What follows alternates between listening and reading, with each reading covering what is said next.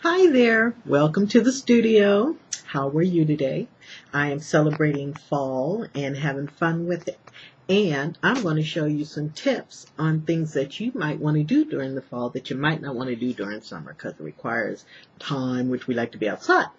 So, this video, which is probably going to be about 2 or 3 parts, let's see what we can do with that one, is going to be all about techniques. So one of the things I'm going to be talking about is embossing paste. How much fun is that? And using the brass stencils with it. You see that? Then I'm going to be talking about glitter. You know me and the bling. Not just any glitter. This is glass glitter. It's actual glass glitter. So we're going to be talking about that. Then you're going to need your gun. Now you might have a regular craft, heat gun, but I like burning things up. So you're going to need your heat gun.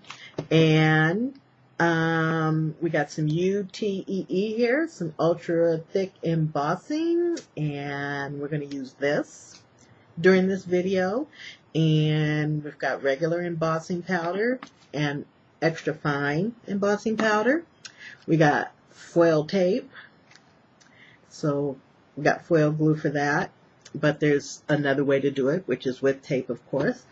And we got clear gesso. And that's a lot of stuff. I'm going to show you how to turn an ordinary stamp into an extraordinary stamp. And this one's dedicated to my friend Gloria, who talked me into this stamp, but I love it. So anyway, we're going to do that. And then when it's all over, I'm going to treat myself to one of these. That's my treat for the end of this video. So anyway, get your stuff if you want to go along with me, because you could go along and pause or whatever. You might want to get some, if you have black cardstock, or some of these, because you could actually just go on and make a card, So, but black paper, and then just some regular paper to mess around with, and also your trusty heat gun pad, which of course is a piece of heavy chipboard covered in foil. That's all. And it's just to keep this big sucker from burning anything, including me.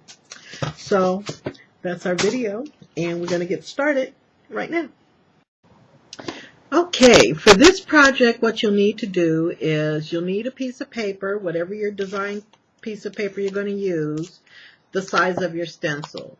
Then you want to take some painter's tape and tape it down, and you want to try to go as close to the edge as you can, because you want to make sure that none gets underneath.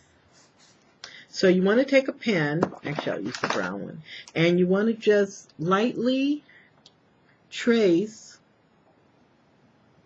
around your design.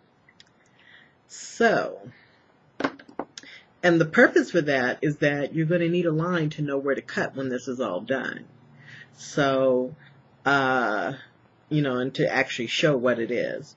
The next thing you want to do is you want to take your paste, and I'm going to use these I think these are called putty knives. I don't know, but I use them for my art. And then they have these disposable ones you can buy in the craft store. So that's what I'm going to use, just a simple little disposable knife. And I'm going to take, now if you were going to be mixing colors, I would suggest, like if you had actually put pigment ink on here, I would suggest that you put this in another container. But I'm not mixing any colors, so I'm just going to take this. So, and then what I'm going to do is I'm just going to get some on my knife. Now, the thing about this, as opposed to doing a regular paste project, is normally you color the whole thing. We're not going to do that. So, it's as simple as that.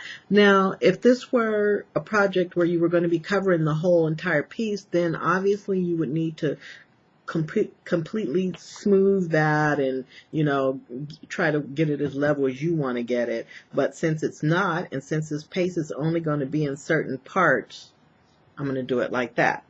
I'm going to take this and immediately stick it in my tub of water, because that paste, once it dries, is not the easiest thing in the world to get off. You want to put your lid back on immediately. You don't want that drying out. The other thing is, we're going to need to get this stencil into water right away. So now I'm going to hold the corner of the stencil where there's no paste, and I'm going to start lifting my tape up. Then we want to lift the stencil from the back of the paper like that. So that's what we got so far. We're going to get this right into the water bath. That needs to be cleaned right away.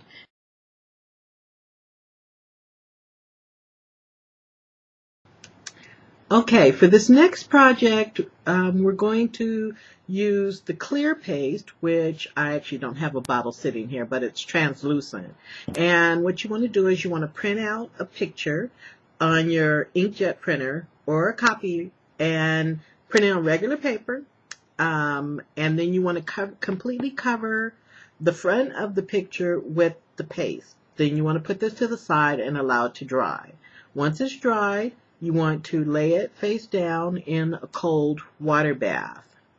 And you actually want to, for me, I leave it sitting in there until I could actually pick it up like this. And if I could go like this and the paper starts rubbing off, then I start working on it. And, you know, sometimes you might need to leave it longer, sometimes shorter. And I actually remove the paper in the water. So all I'm doing, see the difference? All I'm doing is rubbing it gently and rubbing the paper off.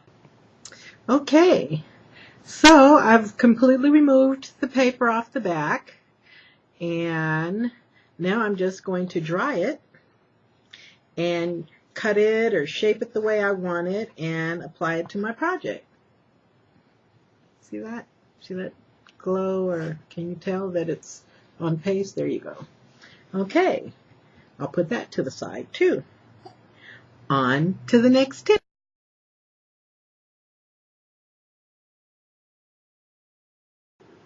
Okay, for this next one, you're going to need some embossing powders, your stencil, piece of cardstock, and some perfect medium.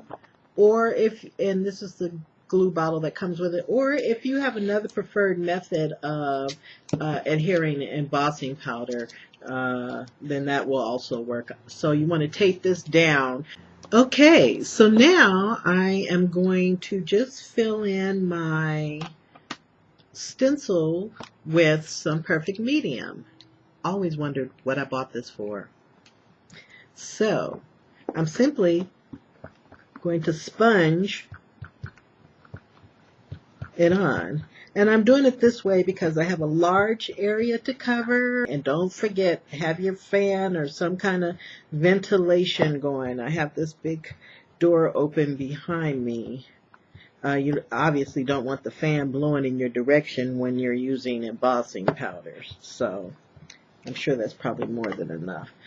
So I am going to do some different colors on this one.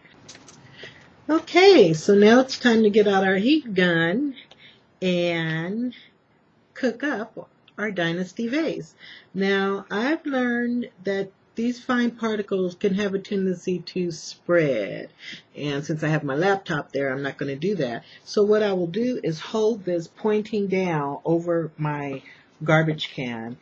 And look at that. Isn't that gorgeous?